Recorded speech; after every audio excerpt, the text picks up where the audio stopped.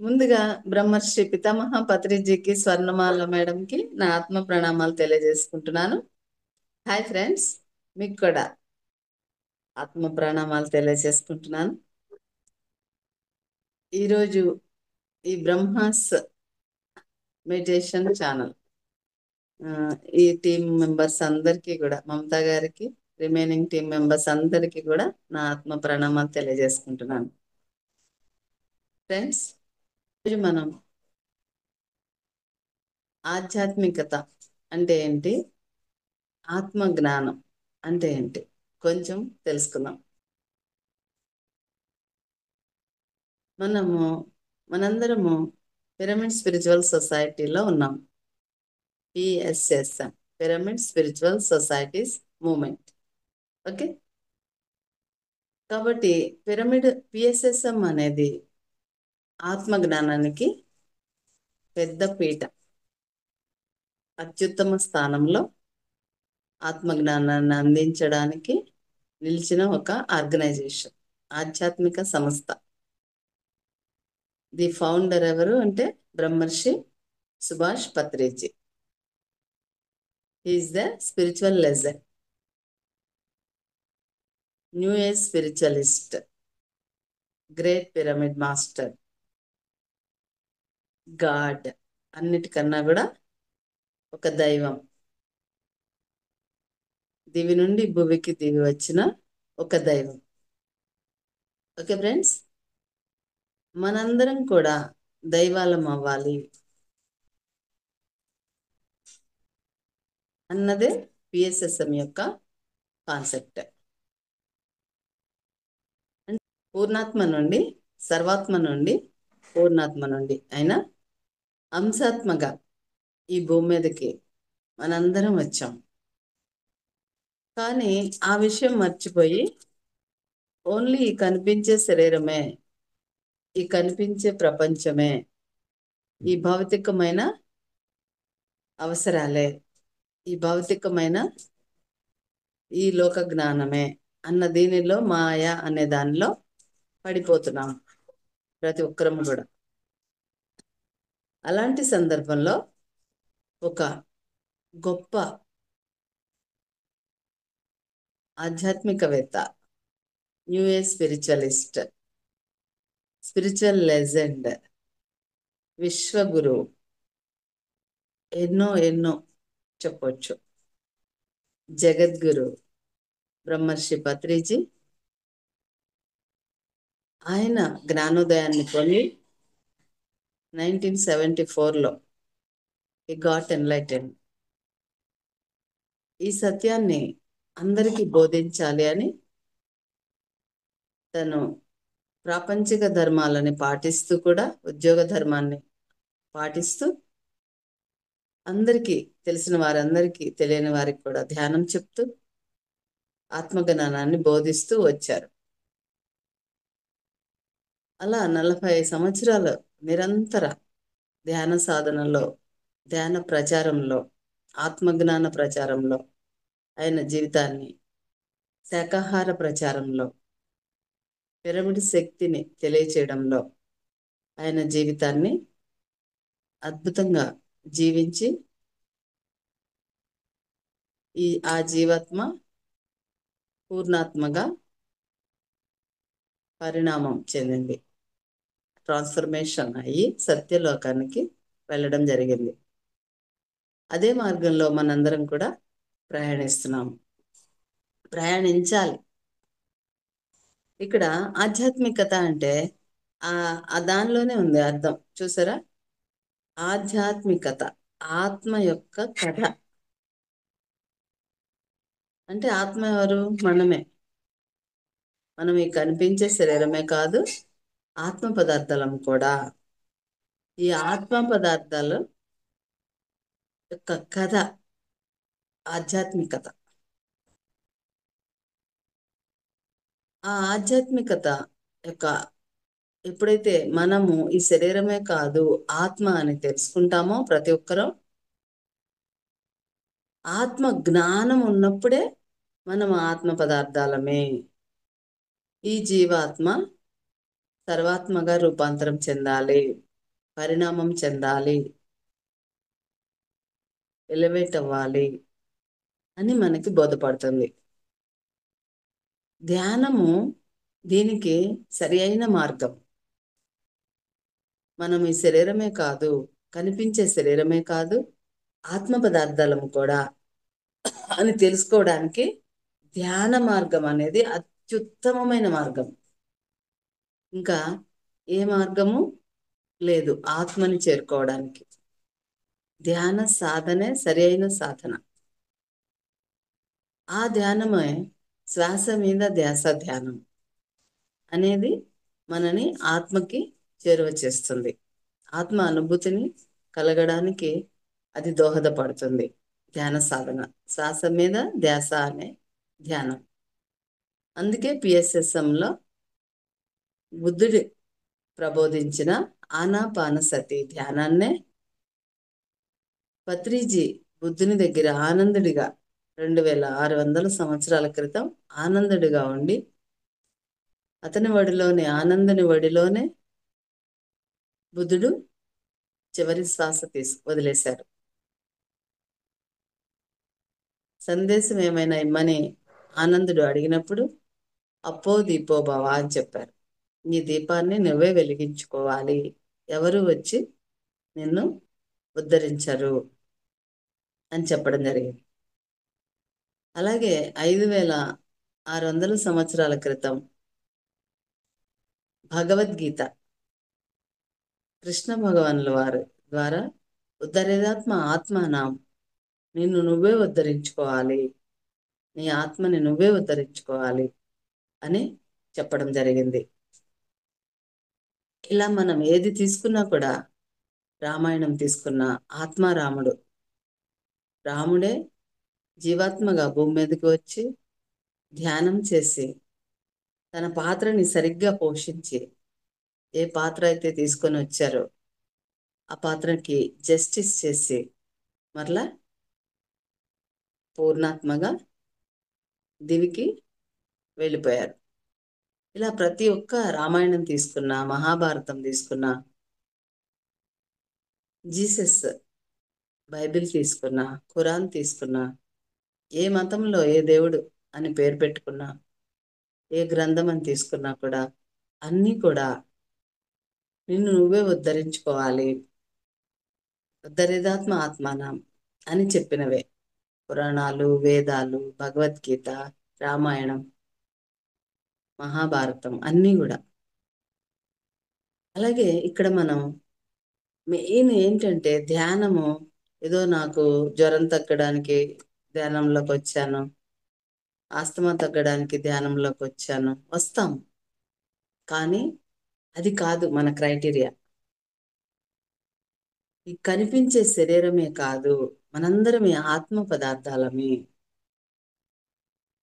ఆ కనపడని ఆత్మే పరబ్రహ్మం అనే నవరత్నాల్లో జ్ఞానరత్నాలు పత్రిజీ చెప్పడం జరిగింది.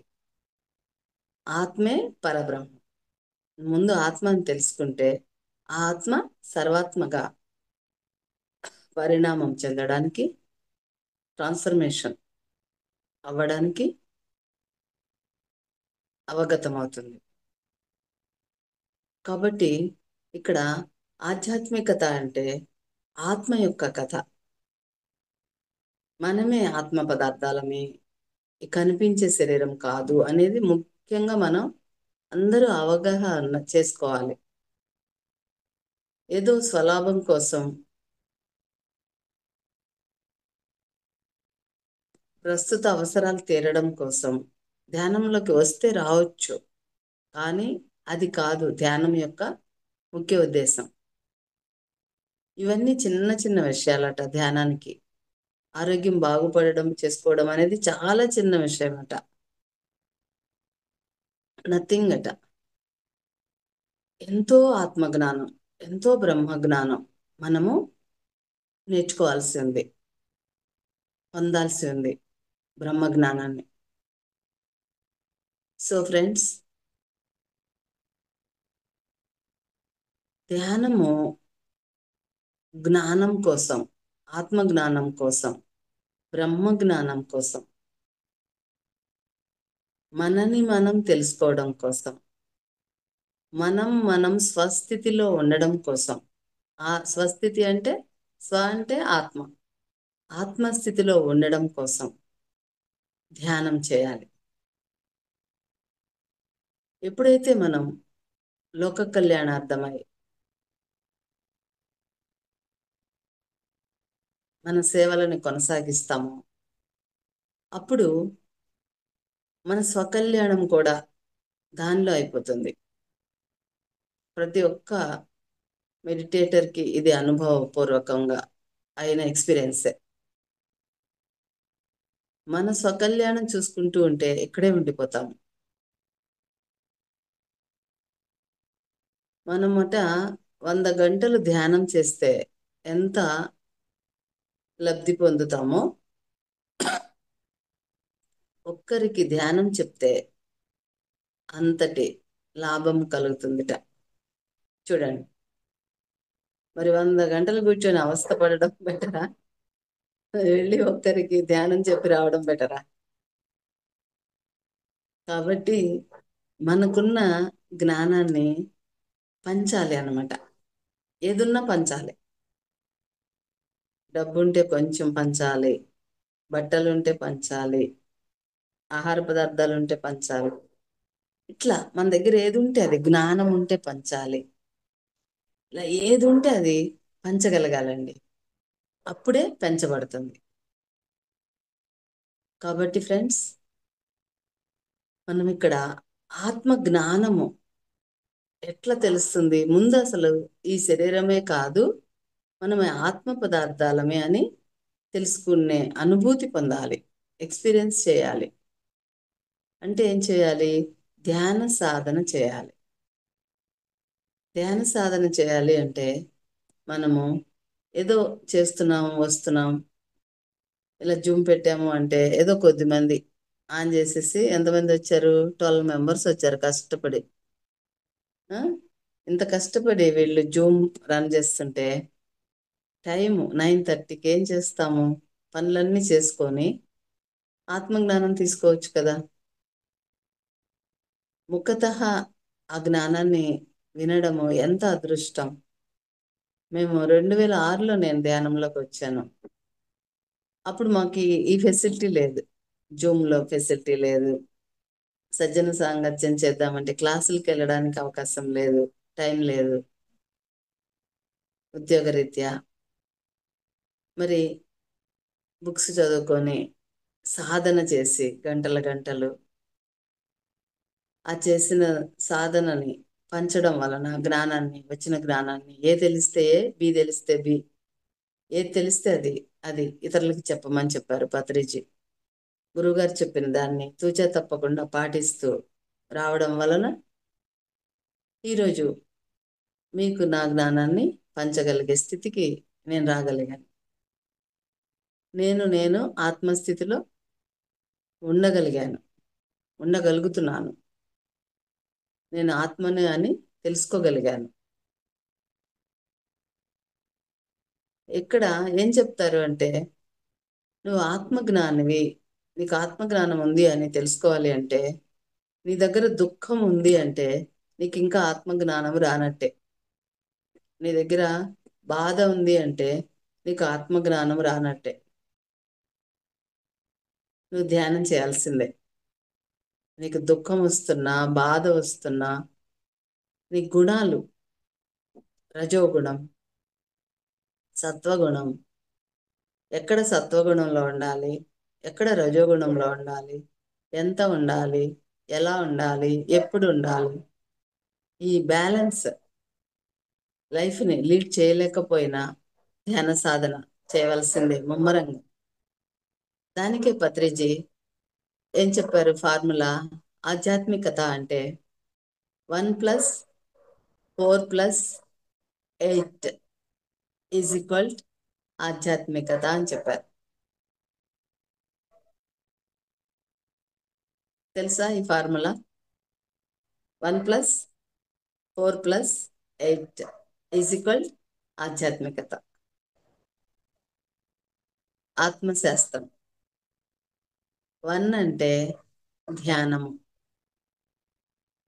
అంటే పార్వతీదేవి. ఎప్పుడైతే ధ్యానం చేస్తామో శ్రద్ధతో, పార్వతీదేవి శక్తి మనకి సమకూరుతుంది, విశ్వశక్తి ఆవాహన జరుగుతుంది. వన్.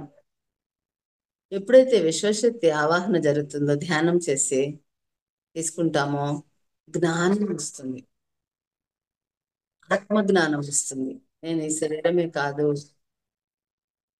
ఈ ప్రాపంచికతే కాదు, ఈ ధన సముపార్జనే, ధనాన్ని సంపాదించడమే నా లక్ష్యం కాదు, ఈ భోగభాగ్యాలను అనుభవించడమే నా లక్ష్యం కాదు, నేను వచ్చిన లక్ష్యం వేరుగా ఉంది. భూమి మీదకి ఇది నా ఇల్లు కాదు, ఈ భూమి అనేది ఫర్ ద టైం బీయింగ్ వచ్చాను, మరలా వెళ్ళిపోతాను అని జ్ఞానము. ఎన్నో లోకాలున్నాయి, సత్యం, వీఆర్ ఆల్ సోల్స్ అనేది సత్యం. అది సత్యమే జయిస్తుంది, సత్యమేవ జయతే, ఈ జ్ఞానం అంతా అనమాట. అలాగే కళలు, మనలో ఉన్న క్రియేటివిటీ బయటకు వస్తుంది, మనలో ఉన్న నాట్యము, డాన్స్ బయటకు వస్తుంది, మనలో ఉన్న ఆర్ట్, మనలో ఉన్న జ్ఞానం, చదువు, ఇవన్నీ కూడా సరస్వతి మనకి 4 విధాలుగా అందిస్తుంది. వన్ ప్లస్ పార్వతీదేవి, వన్ ధ్యానము, విశ్వశక్తి, ప్లస్ 4 సరస్వతీదేవి, కళలు, నృత్యము, చదువు, ఆటలు పాటలు, 4 అంటే అన్నీ అన్నమాట. కళాత్మకంగా జీవించే విధానాన్ని ఇస్తుంది సరస్వతీదేవి, ఆ జ్ఞానం అందుతుంది. ప్లస్ 8 అంటే అష్టలక్ష్ములు, అంటే సిద్ధులు వస్తాయి అనుకుంటాం కదా. నేను ఇవాళ క్లాస్కి వెళ్ళాలనుకున్నాను, లేకపోతే ధ్యాన మహాచక్రానికి వెళ్ళాలనుకున్నాను. ఎలా వెళ్ళాలా అనుకుంటే, ఈలోగా మా ఫ్రెండ్స్ పక్కన మేడం అడిగారు, తీసుకెళ్తా అన్నారు, ఆమెతో కలిసి వెళ్ళిపోయాను. అట్లా అనుకుంటాం కదా. లేకపోతే ఆటో కోసం వెయిట్ చేస్తున్నాను, ఆటో వచ్చింది, నాకు ఆటో ఇవాళ ఎలాగైనా క్లాస్కి వెళ్ళాలనుకున్నాను, అలా వచ్చేసింది, ఎక్కేసాను, ఇట్లా చెప్తాం కదా. సిద్ధులు సిద్ధించాయి అన్నమాట. అలాగా ఏది కావాలంటే అది, అష్టసిద్ధులు మనకి సంక్రమిస్తాయి. 8 అష్టలక్ష్ములు మనతో ఉంటారు. అదే ఆధ్యాత్మిక శాస్త్రము, అదే ఆధ్యాత్మికత అని చెప్పారు. ఆధ్యాత్మికత అంటే ఏంటి? ఆత్మ యొక్క కథ. మనం ఈ శరీరమే కాదు, ఆత్మ పదార్థాలము కూడా. ఇంకా ఫార్ములాలో 1+4+8 ఈజ్ ఈక్వల్ ఆధ్యాత్మికత. 1 అంటే పార్వతీదేవి, విశ్వశక్తి, ధ్యానము.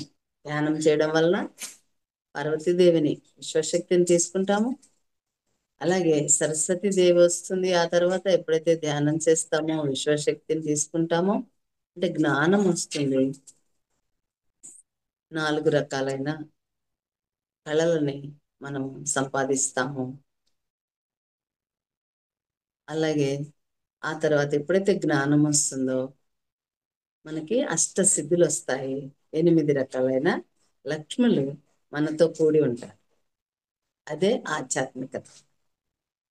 ఓకే ఫ్రెండ్స్, మరి ఆత్మ జ్ఞానం అంటే ఎన్నో లోకాలు ఉన్నాయి, మనకి కనిపించే భూలోకమే కాదు. మనము ఎన్నో జన్మలు తీసుకున్నాము, పునరపి జననం పునరపి మరణం, ఈ ఒక్క జన్మే కాదు. అట్లనే మనకి భగవద్గీతలో విషాద యోగం, అర్జునుడు ఏడ్చి ఏడ్చి విషాద యోగం, వీళ్ళు మా బావలు, వీళ్ళు మా తాతలు, మా బామర్దులు, మా గురువులు, కజిన్స్ అని చెప్పి నేను వాళ్ళని చంపలేకపోతున్నాను, నా వల్ల కావడం లేదు అని అన్నప్పుడు అప్పుడు ఏమంటాడు కృష్ణ భగవాన్? పెద్ద పండితుడిలాగా మాట్లాడుతున్నాము. శోచానన్వ శోచత్వం, శోచానన్వ శోచత్వం, ప్రజ్ఞావాదాంశ భాషస్వ, గతాసు నగతాసూంచ నాను శోచంతి పండితాః, అశోచానన్వ శోచ. నీకు తెలియని దాని గురించి తెలిసినట్లుగా మాట్లాడుతున్నావు, పెద్ద పండితుడిలాగా చెప్తున్నావు. నీ జన్మల గురించి నీకు తెలియదు, గడిచిపోయిన దాని గురించి తెలియదు. గత జన్మలో నువ్వేంటో, నీకు ఎన్ని జన్మలు ఉన్నాయో. గతాసు నగతాసుంచ నాను శోచంత పండితాహ. ఇంకా నువ్వు ఒక పండితుడిలాగా ఆలోచన చేసి చెప్తున్నావు. ఏమయ్యా, ఇదేనా నీ జ్ఞానము? నీకేది జ్ఞానం? ఏది? యోగి భవ అర్జున అని చెప్పడం జరుగుతుంది. మనం ఏమనుకుంటాము? ఈ జన్మ ఒక్కటే అనుకుంటాము. ఈ జన్మ ఒక్కటే. ఇప్పుడు వాళ్ళే మన ఫ్రెండ్స్, ఇప్పుడు వాళ్ళే మన పిల్లలు, ఇప్పుడు వాళ్ళే మన భర్త, మన భార్య, ఈ ఆస్తులు, ఇవన్నీ ఇంతవరకే మనకు తెలుసు. కానీ ఎప్పుడైతే ధ్యాన సాధనతో ఆత్మానుభూతి పొంది ఆత్మ జ్ఞానాన్ని సంపాదించుకుంటామో, ఆ ఆత్మ జ్ఞానం వల్ల మనకు ఈ విచక్షణ అంతా తెలుస్తుంది, వస్తుంది, బుద్ధి వికసిస్తుంది ఆత్మ జ్ఞానం వల్ల. అలాగే మనము ఇంకా ఏం చెప్పుకోవచ్చు? ఎలాంటి జ్ఞానం వస్తుంది? ఆత్మ జ్ఞానం ఎప్పుడైతే మనము ధ్యాన సాధన చేస్తూ క్రమం తప్పకుండా శ్వాస మీద ధ్యానం చేస్తూ మనం వెళ్తూ ఉంటామో, ధ్యాన ప్రచారం చేస్తూ మనకు వచ్చింది చెప్తూ పంచుతూ వెళ్తూ ఉంటాము, మన దగ్గర ఉన్నది వెళ్తూ ఉంటాము, మనకి రామాయణం ఆధ్యాత్మిక రామాయణం లాగా అర్థమవుతుంది. ధ్యానం లేని ముందు రామాయణం అర్థం అవ్వడం వేరు, ధ్యానం తర్వాత రామాయణం అర్థం చేసుకోవడం వేరు. ధ్యానానికి ముందర భగవద్గీతను అర్థం చేసుకోవడం వేరు, ధ్యానం తరువాత ఆత్మజ్ఞానం వచ్చిన తర్వాత భగవద్గీత అర్థం అవడం వేరు. మీరు వినే ఉంటారు కదా పత్రిజీ యొక్క భగవద్గీత. అలాగే సీతాయనం చదివారు, వినే ఉంటారు. లేకుంటే అసలు సీత కథ ఏంటి? కానీ మనం చదివిన రామాయణంలో ఏం జరిగింది, అసలు సీత కథ ఏం జరిగింది అనేది మనకి అప్పుడు బోధపడింది. అలాగే గౌతమ్ బుద్ధాన్ని తీసుకుంటే యశోధర, అసలు యశోధర గురించే మనకు తెలియదు. అంటే సిద్ధార్థుని భార్య యశోధర. గౌతముడు, సిద్ధార్థుడు ఇల్లు వదిలి వెళ్ళి అక్కడ ఎన్లైటెండ్ అయ్యి ఎన్నో శుశ్రూషలు చేసి ఎంతో మంది గురువులను కలిసి అప్పుడు ఎన్లైటెండ్ అయ్యి ఆ వచ్చిన జ్ఞానాన్ని పంచడానికి బయలుదేరారు. కానీ యశోధర ఇంట్లోనే ఉండి, సంసారంలోనే ఉండి నిర్వాణాన్ని పొందాలనుకున్నారు. అంటే ఇక్కడ ఏంటి? ఆమె ఆమె స్టోరీని భూమి మీద ఎలా జీవించాలో ఆమె రాసుకుని వచ్చారు. వచ్చేటప్పుడు అన్న జ్ఞానము మనకి ధ్యానం చేస్తే గాని బోధపడుతుంది, లేకుంటే బోధపడదు. ఇవన్నీ కట్టుకథలు అనుకుంటాం. ఇదంతా శిక్ష అనుకుంటాం, మన కర్మలు అనుకుంటాం, శిక్షలు ఇలా అనుభవించాలి అనుకుంటాం. సో ఫ్రెండ్స్, అలాగే యశోదర ఇంట్లో ఉండే సంసారంలో నిర్వాణం చేసి తను ధ్యానం చేసుకుంటూ తను బాధని తనకి శిక్షణగా మార్చుకొని తన తన భర్తతో ఉన్న వియోగాన్ని శిక్షణగా మార్చుకొని దాని నుండి జ్ఞానాన్ని తీసుకొని హి గాట్ ఎన్లైటెన్. అది ఆత్మజ్ఞానం. అందరూ అరణ్యాలకే వెళ్ళాల్సిన అవసరం లేదు. ఎవరి సోల్ డిజైన్ ప్రకారం వాళ్ళు ఎప్పుడు ఎన్లైటెండ్ అవుతారు, ఎప్పుడు అవ్వాలో అప్పుడు అవుతారు. ఏమి నేర్చుకోవాలో ఎలా నేర్చుకోవాలో అలా నేర్చుకుంటారు. మన తల్లిదండ్రుల్ని మనమే సెలెక్ట్ చేసుకుంటాం కదా, మన ఊరిని, మన తల్లిదండ్రుల్ని, మన పరిస్థితులని. ఇప్పుడు మనం జీవిస్తున్న జీవన విధానాన్ని స్క్రిప్ట్ అంతా కూడా అక్కడే మనం రాసుకొని వస్తాం. రాసుకొని వచ్చినప్పుడు దాన్ని ఇక్కడ సరిగ్గా యాక్ట్ చేయడమే కదా మనకు కావాల్సింది. అన్నమయ్య కూడా చెప్తారు కదా, నానాటి బతుకు నాటకం. ఈ బ్రతుకంతా కూడా ఇప్పుడు మనం బ్రతికేది ఒక నాటకం. ఈ నాటకంలో మనం ఏ రోల్ వేయాలి, ఏ పాత్ర, ఆ పాత్రని సరిగ్గా జీవించాలి. భూమి మీదకి వచ్చినప్పుడు మన దగ్గర కొన్ని టాస్క్స్ పెట్టుకొని వస్తాం. కొన్ని జబ్బుల్ని అనుభవిస్తూ కొంత ఎక్స్పీరియన్స్ చేయాలి. అలాగే కొన్ని గుణాలని, రజోగుణం, బాగా కోపాన్ని పెట్టుకొని వచ్చామనుకో, ఆ సహనాన్ని ఈ జన్మలో నేను సంపాదించాలి. సహనంతో ఆ రజోగుణాన్ని అధిగమించాలి.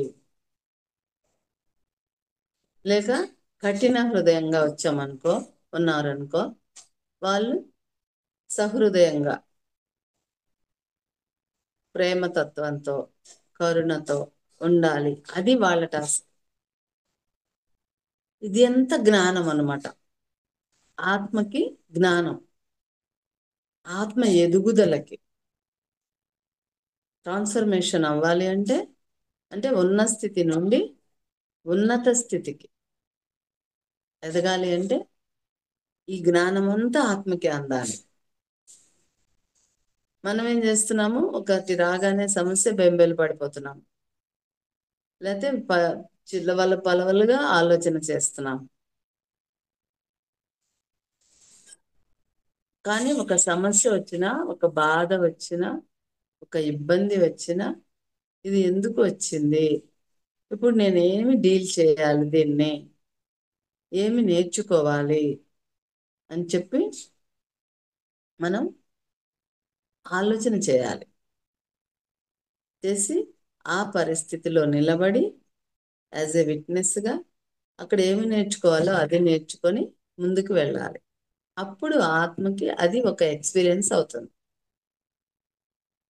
అట్లా ఇందాక మనం రామాయణం గురించి అనుకున్నాం కదా. రామాయణంలో ఏం చెప్తారు, విభీషణుడు అంటే అర్థం ఏంటి? అది మామూలుగా రావణాసురుణ్ణి తమ్ముడు, బ్రదర్ అనుకుంటాం, మనకు తెలుసు అంతవరకే. కానీ దాని అర్థం ఏంటి? ఎప్పుడైతే ఆత్మజ్ఞానం మన దగ్గర ఉంటుందో, విభీషణుడు అంటే ఏమిట? వివేకంతో యుక్తాయుక్తాలను విచారించి ఆచరించేవాడట విభీషణుడు అంటే. హనుమాన్ అంటే జయ హనుమాన్, వాయుపుత్రుడు అంటే శ్వాస మీద ధ్యాస పెట్టి శ్రద్ధతో సీతామాతని అంటే ఆత్మారామునితో అనుసంధానమై సీత అనే విశ్వశక్తి జాడని కనుక్కుంటాట. ఆయన్ని వాయుపుత్రుడు అన్నారు. చూడండి, మనం ఏం చేస్తాము, జయ హనుమాన్ కదా అని మొక్కడం మొదలు పెడతాం. ఆ జై హనుమాన్ ఏం చేశాడు అన్నది మనం చేయము, ఆచరించం. జై హనుమాన్ వాయుపుత్రుడు అంటే ఏంటి? శక్తితో శ్వాసతో అనుసంధానమై ఆత్మారామునితో మమేకమై శక్తిని తీసుకొని శ్వాసని తీసుకొని ఆత్మారామునితో అనుసంధానమై సీత అనే జాడని కనిపెడతాడట. అది వాయుపుత్రుడు. విభీషణుడు అంటేనేమో విచక్షణతో యథార్థాన్ని యథాతథంగా ఆలోచించి నిర్ణయం తీసుకునేవాడట. విభీషణుడు విచక్షణతో ఉండేవాడు. ఇట్లా ప్రతి దానికి ఒక మీనింగ్ ఉంటుంది.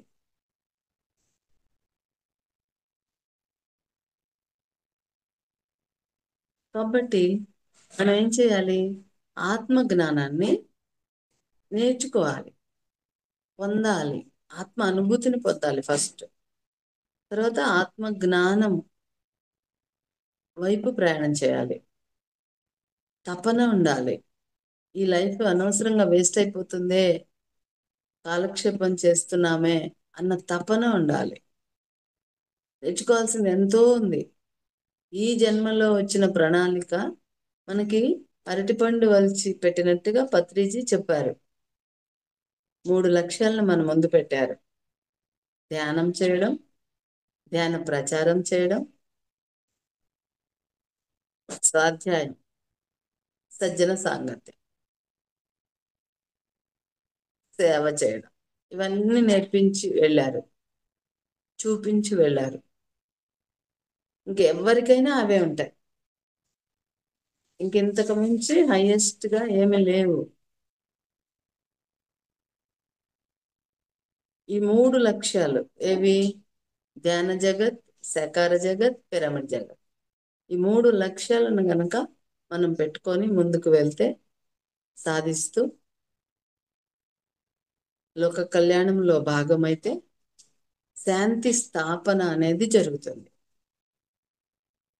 ఎప్పుడైతే శాంతి స్థాపన జరుగుతుందో లోక కళ్యాణం అవుతుంది. శాంతి కావాలి అంటే మనందరము ధ్యానం చేయాలి, అందరితో ధ్యానం చేయించాలి. ధ్యానానికి అంత ప్రాముఖ్యత ఉంది. పోనీ నేను చెయ్యను ఈ ధ్యానము ఈ జన్మలో అంటే ఏం పర్వాలేదు. ఇంకా కొన్ని జన్మలు తీసుకొని ఎప్పుడు వాళ్ళకి అవసరం అవుతుందో, ఎప్పుడు వాళ్ళు కష్టపడతారో, ఇష్టపడతారో అప్పుడే వస్తారు. చెప్పడం మన ధర్మం. జన్మలు వేస్ట్ అయిపోతాయి, వాళ్ళకే తెలుస్తుంది పైకి వెళ్ళిన తర్వాత. కాబట్టి ఇక్కడ ఏమంటే మానవుడు త్రిక్షేత్రమయం. మానవ శరీరం, మానవ ప్రయాణం త్రిక్షేత్రమయం అంటే 3 క్షేత్రాలతో ఉంటుంది. ఒకటి భావనా క్షేత్రం, రెండవది చేష్టా క్షేత్రం, మూడవది వాక్క్షేత్రం. ఈ 3 క్షేత్రాలతో మానవ శరీరం, మానవ నిర్మాణం జరుగుతుంది. ప్రయాణం, జీవితం, మానవ గమనం, జీవన గమనం. ఈ 3 క్షేత్రాలని మనం ఎలా ఉపయోగించుకోవాలి అన్న జ్ఞానం ఉండాలి. అదే ఆత్మజ్ఞానం. ఎప్పుడైతే మనకు ఆత్మజ్ఞానం వస్తుందో అప్పుడు భావనా క్షేత్రాన్ని ఎలా వాడాలి అంటే, భావనా క్షేత్రం అంటే ఆలోచన క్షేత్రం, థాట్స్. ఎలాంటి థాట్స్ మనం పెట్టుకోవాలి, ఎలాంటి ఆలోచనలు చేయాలి. ఎందుకంటే థాట్ ఫాలోస్ యాక్షన్. మనం ఎలా ఆలోచన చేస్తామో యద్భావం తద్భవతి అన్నారు కదా. ఎలా భావిస్తే అలా జరుగుతుంది. యద్భావం, ఎలాంటి భావం ఉంటుందో తద్భవతి, అలాంటి భవ ఇక్కడ జరుగుతుంది. భావన భవం అవుతుంది. కాబట్టి ఫ్రెండ్స్, ఆలోచన సరిగ్గా చేయడం అనేది ఎప్పుడు తెలుస్తుంది? నీ దగ్గర జ్ఞానం ఉన్నప్పుడు, ఆత్మ జ్ఞానం ఉన్నప్పుడు ఇది సరికాని ఆలోచన, ఇది సరి అయిన ఆలోచన, ఇది ఇప్పుడు చేయవలసిన ఆలోచన కాదు అన్న విచక్షణ మనకి వస్తుంది. మానవుని యొక్క జీవన ప్రయాణం త్రిక్షేత్రమయం. 1 భావనా క్షేత్రం, 2 చేష్టా క్షేత్రం, 3 వాక్క్షేత్రం. ఈ 3 క్షేత్రాలని మనం సరిచేసుకోవాలి అన్న జ్ఞానము రావాలి. అదే ఆత్మ జ్ఞానం. ఊరికే ధ్యానం చేసామా, 20 సంవత్సరాలు అయిందా, ఏం మాట్లాడుతున్నామో మైక్ పట్టుకొని, ఇతరులను ఎలా ట్రీట్ చేస్తున్నాము అన్న స్పృహ లేకుండా ఉండకూడదు. Okay friends. కాబట్టి ఈ త్రిక్షేత్రాలు, రెండోది ఏంటి, చేష్టా క్షేత్రం. నీ ఆలోచనలను బట్టే నీ చేష్టలు బయటకు వస్తాయి కదా.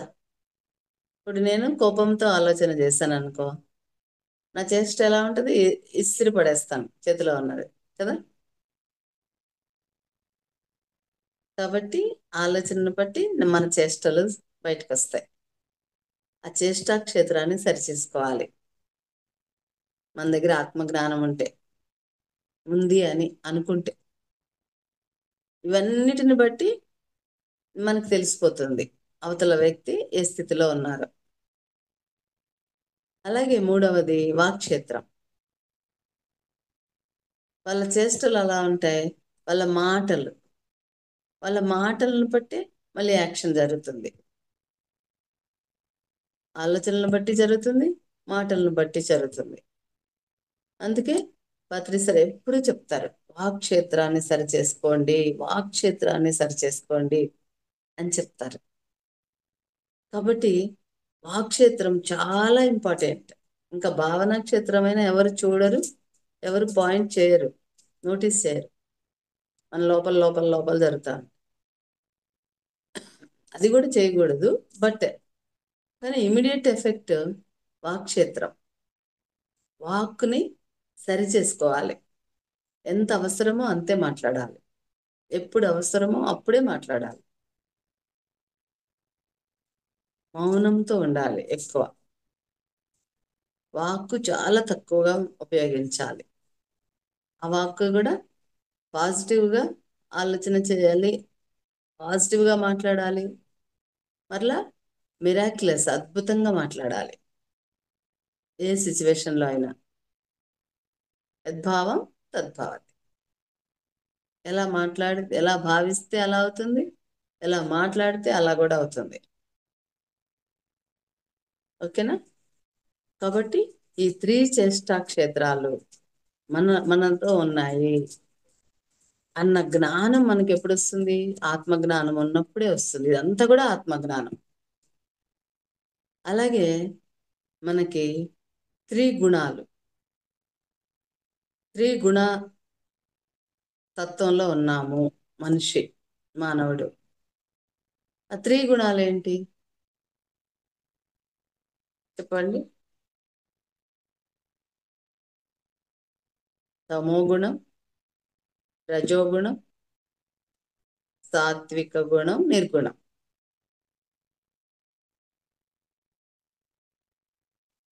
త్రిగుణాతీతం అంటే నిర్గుణం.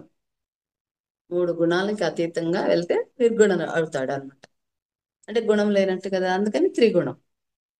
త్రిగుణం ఏంటి, 3 గుణాలు. తమో గుణం. తమో గుణంలో ఉన్నప్పుడు మన చర్యలు ఎలా ఉంటాయి. అలాగే సత్వగుణంలో ఉన్నప్పుడు ఎలా ఉంటాయి. అలాగే ఇంకా రజోగుణంలో ఉన్నప్పుడు ఎలా ఉంటాయి, నిర్గుణంలో ఉన్నప్పుడు ఎలా ఉంటాం. నిర్గుణంలో ఉన్న వాళ్ళు ఎలా ఉంటారు, ఎప్పుడు ఉండగలుగుతారు అసలు నిర్గుణంలో. సహస్రార స్థితిలో ఉన్నప్పుడు వాళ్ళు నిర్గుణంలో ఉండగలుగుతారు.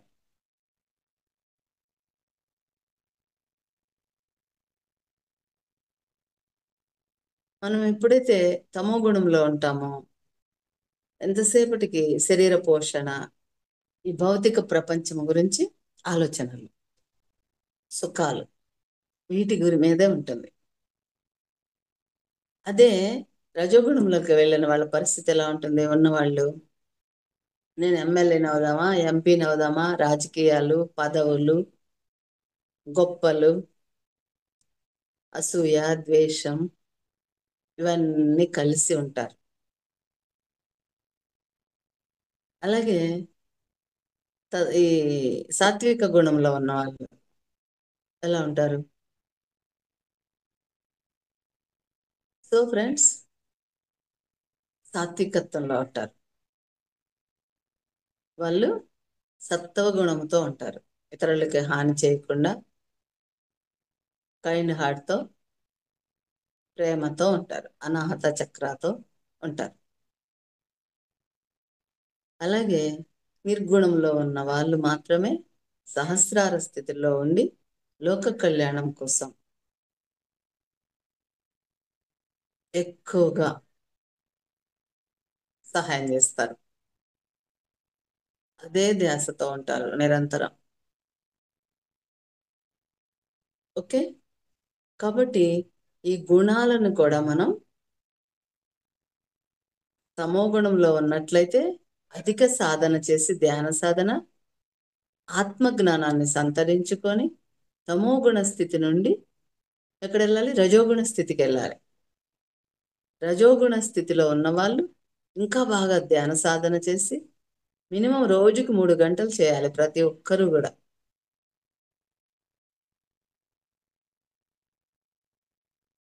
ఓకే, చేసి రజోగుణ స్థితి నుండి సత్వగుణానికి వెళ్ళాలి. సత్వగుణంలో ఉన్నవాళ్ళు అలాగే ధ్యాన సాధన చేసి, స్వాధ్యాయం చేసి, సజ్జన సాంగత్యం చేసి నిర్గుణంలోకి వెళ్ళాలి. కాబట్టి మనకి వీటికి కూడా ఉదాహరణ చెప్తారు కదా. మన పురాణాలు, రామాయణాలు తీసుకున్నట్లయితే తమో గుణంలో ఎవరు ఉంటారట? కుంభకర్ణుడు. రజోగుణంలో ఎవరు ఉంటారు? రావణాసురుడు. సత్వగుణంలో ఎవరు ఉంటారు? విభీషణుడు. నిర్గుణంలో ఎవరు ఉంటారట? రాముడు, శ్రీరామచంద్రుడు. ఎందుకంటే అతను సహస్రార స్థితిలో ఉన్నారు. జ్ఞాని, జ్ఞాని, ఆత్మారాముడు. తను శ్రీరామచంద్రుల వారిగా ఆ జన్మను తీసుకొని అతను సహస్రార స్థితిలో ఉన్నప్పటికీ ఈ భూమి మీద ఏం చేశారు? ఆత్మ జ్ఞానం ఉంది కాబట్టి ఆయన దగ్గర తన పాత్రకి న్యాయం చేశారు, ధర్మాన్ని రక్షించారు. సీత వియోగం అప్పుడు ఒక భర్తగా, ఒక మనిషిగా, ఒక జీవాత్మగా దుఃఖాన్ని ఎక్స్పీరియన్స్ చేశారు. అది అనుభవించడానికి వచ్చారు ఆయన. అలా ఉండాలనే వచ్చారు. సీతామాత అలా ఉండాలనే వచ్చారు ఆవిడ. అలాంటి అనుభవాల కోసమే వచ్చారు. ఎవరి స్టోరీ? నా స్టోరీ నేనే రాసుకొని వచ్చాను before coming to the earth. ఇంకా మరి దానికి వేరే ఇతరులను ఎందుకు దూషించడం అన్న జ్ఞానము మనకి రావాలి. ఓకే ఫ్రెండ్స్, కాబట్టి ఇదంతా కూడా ఆత్మ జ్ఞానం. మరి జ్ఞానం అంతా మన దగ్గర ఉందా లేదా? నిత్య సాధన చేస్తున్నానా లేదా? స్వాధ్యాయం చేస్తున్నానా లేదా? మనకి మనం చూసుకోవాలి. ఉద్ధరేదాత్మ ఆత్మన.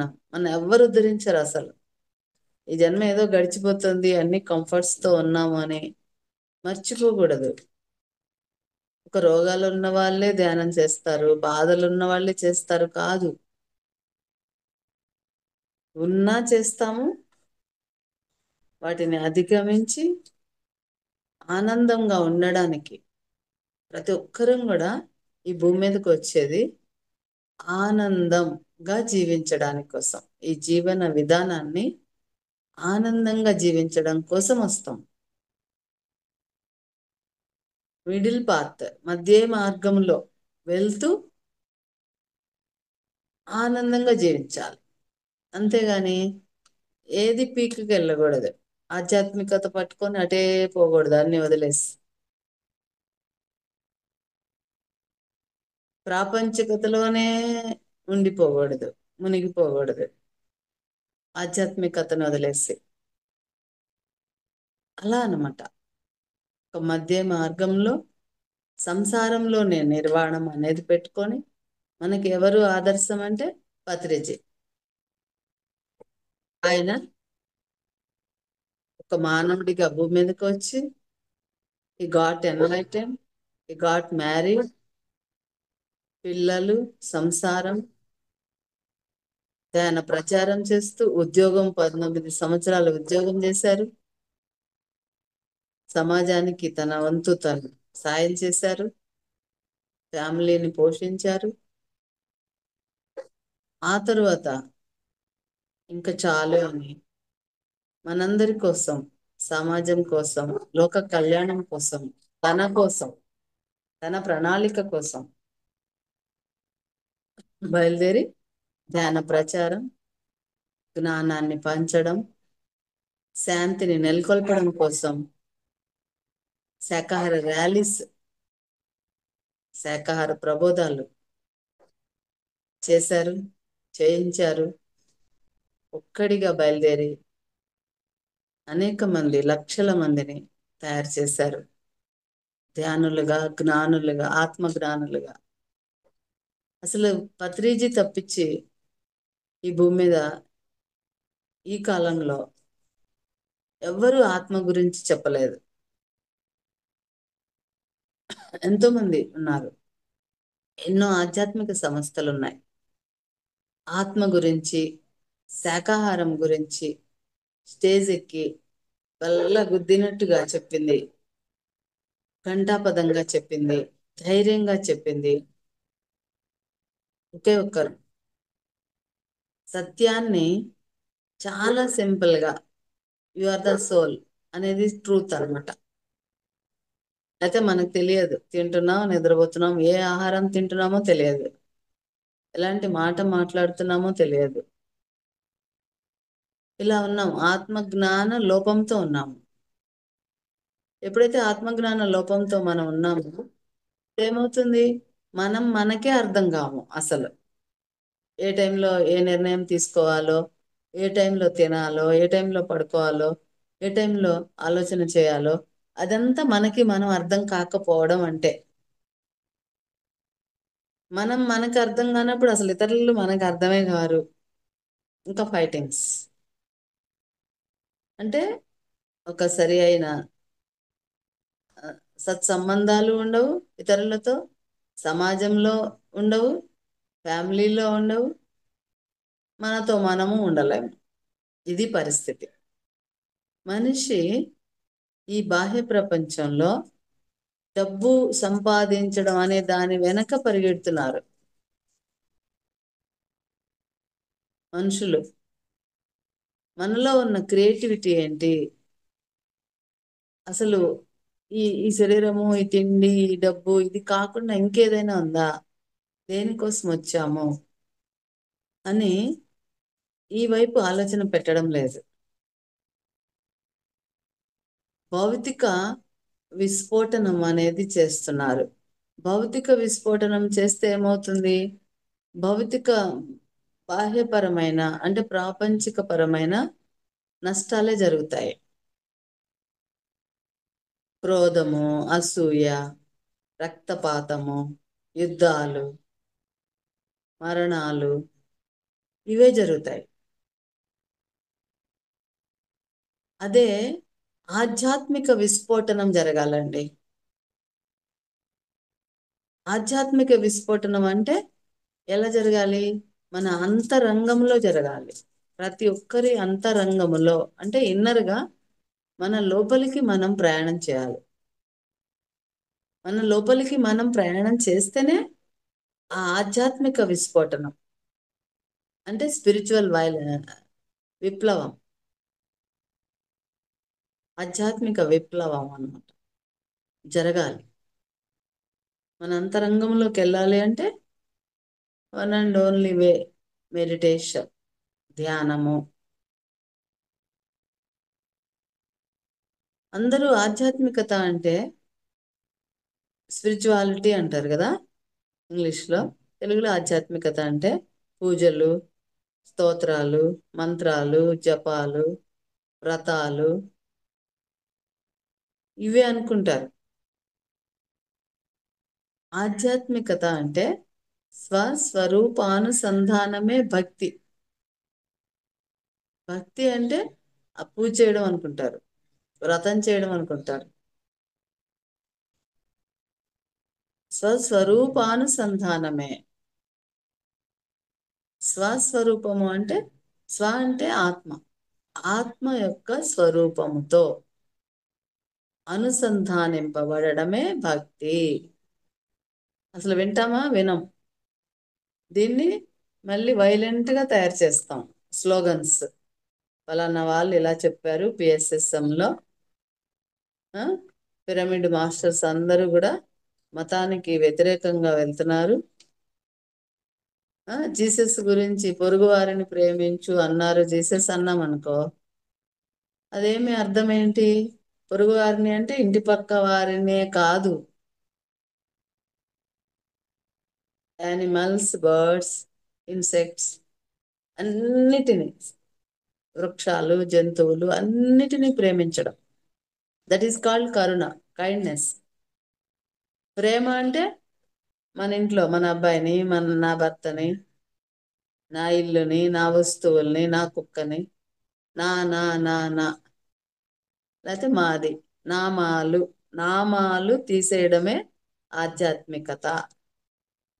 నామాలు అంటే ఈ నామాలు కాదు, నాది మాది అనేవి తీసేయడమే ఆధ్యాత్మికత అట.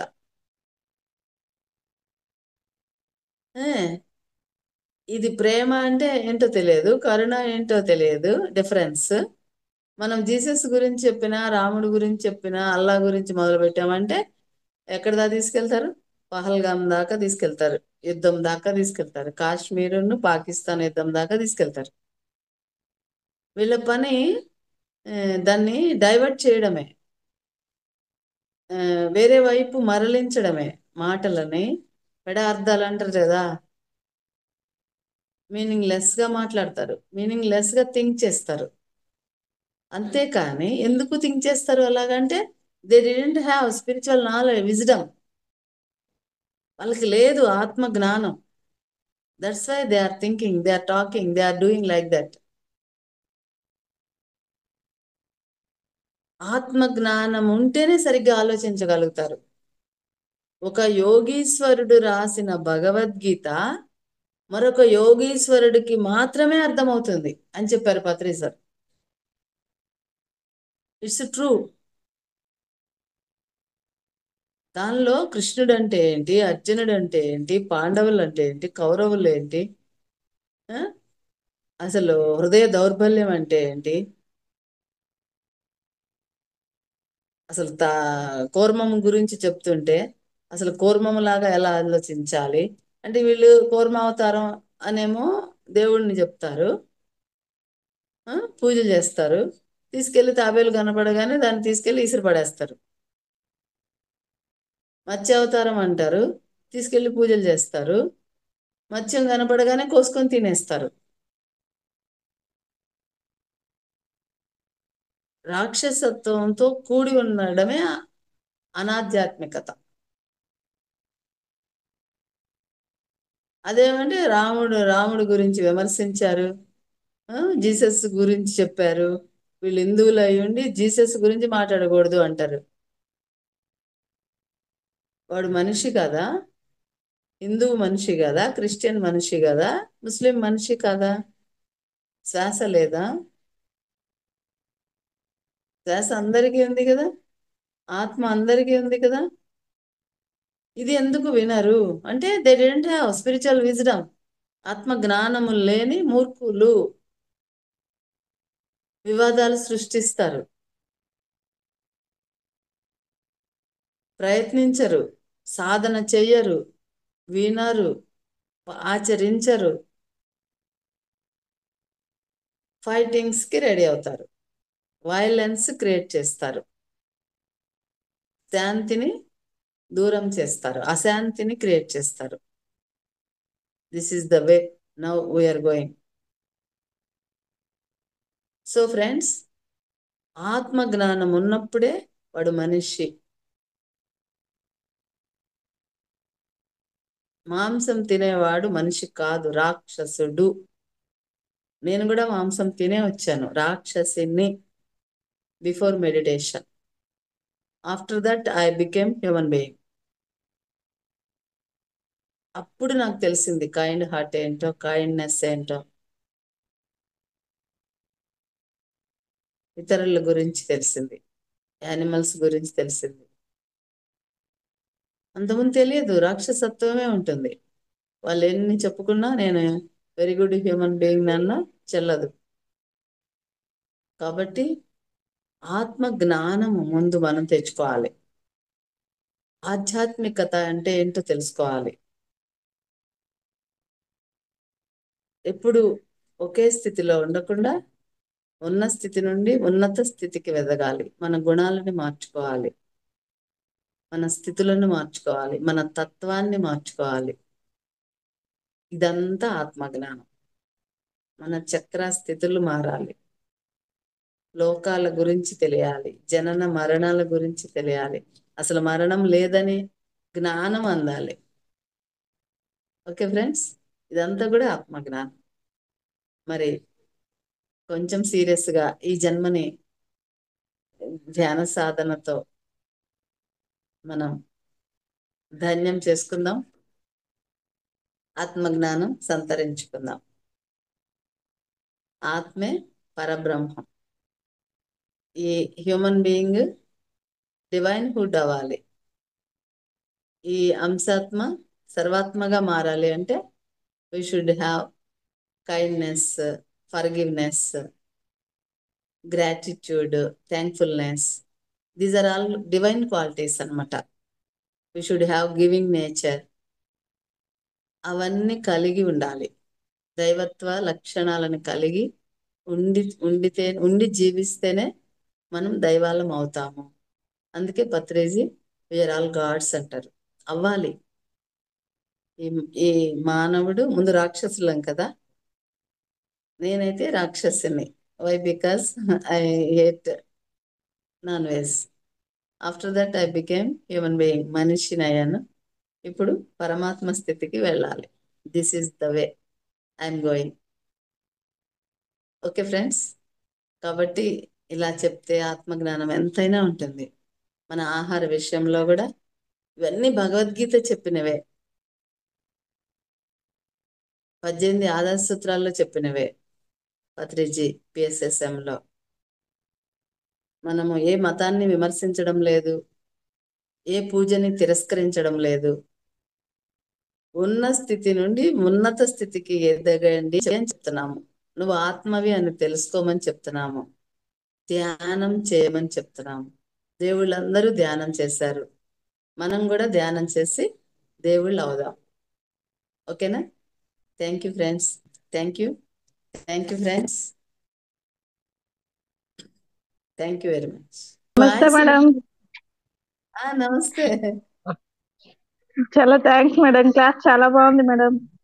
అన్ని థ్యాంక్ రామాయణం కావచ్చు, ప్రతిదీ కలుపుకుంటూ చాలా గొప్పగా చెప్పారు మేడం. ప్రతి ఒక్కరికి అర్థమయ్యేటట్లు చాలా బాగుంది మేడం క్లాస్.